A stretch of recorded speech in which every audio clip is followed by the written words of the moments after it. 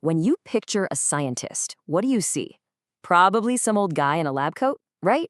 Kind of boring. Well, what if I told you the story of a scientist whose life was basically a superhero movie? We're talking invisible rays, secret societies, and discoveries that felt like actual real-life magic. So what really makes a scientist a superhero? A special power? A secret identity? Or maybe it's just the courage to change the world with nothing but your brain. Today, we're jumping into a story that has all of that, and then some. Okay, let's just break this down. On one side, you've got the stereotype, dull and predictable, yawn. But on the other side, you have the actual real-life story of Marie Curie. And let me tell you, it was a story packed with mystery, danger, and breakthroughs that totally flipped our understanding of the universe on its head. So, meet our hero, the one and only Marie Curie. She dedicated her life to science at a time when, let's be honest, it was pretty much a boys' club. And it's a good thing she did, because without her pioneering work, well, we wouldn't have things like X-rays or modern cancer treatments. Yeah, she was a total game changer. Every superhero needs an origin story, right? And Marie's is just, wow. She was born in Poland and was just off the chart smart. We're talking memorize an entire book after one read smart. But her path to becoming a scientist was anything but a straight line. Her whole path was an act of pure defiance. Okay, so check this out. It's the 1800s in Poland, and it's literally illegal for women to go to university. So what does she do? She joins a secret underground school called the Floating University. I'm not kidding. They had to keep moving their classes around just to avoid the police. She was basically an educational spy. All of this just so she could finally escape to Paris and get a real degree. So she makes it to Paris, crushes it in school, and then she meets another super brilliant scientist, Marie Curie. They team up and become this ultimate science power couple. But don't picture some fancy high-tech lab. Nope, not even close. Their lab? It was this miserable, leaky old shed. It was freezing cold in the winter and boiling hot in the summer. Just awful. But inside that dumpy little shed, they were about to discover something that would change science forever. So they're studying these weird rocks, right? They're called pitchblende. And they start to notice something incredible. These rocks are shooting out powerful, invisible rays of energy. Marie comes up with a name for it: radioactivity. Just like that, a brand new force of nature had been found. And listen, this did not happen overnight. We're talking years of grinding up tons, literal tons of this rock by hand.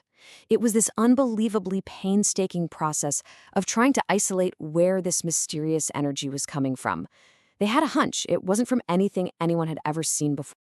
And guess what? They were totally right. She discovered not one, but two brand new elements. The first one she named polonium, a little shout out to her beloved home country, Poland. And the second?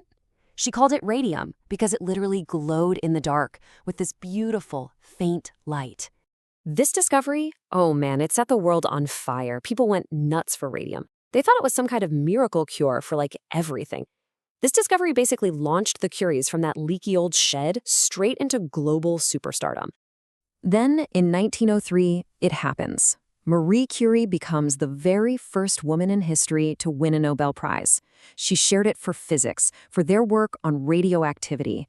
This wasn't just big, it was world-changing. It smashed so many barriers. But was she done? Oh no, she was just getting started. A few years later, she does it again. She wins a second Nobel Prize, this time all by herself. And get this, in a totally different field, chemistry. And this is the real mic drop.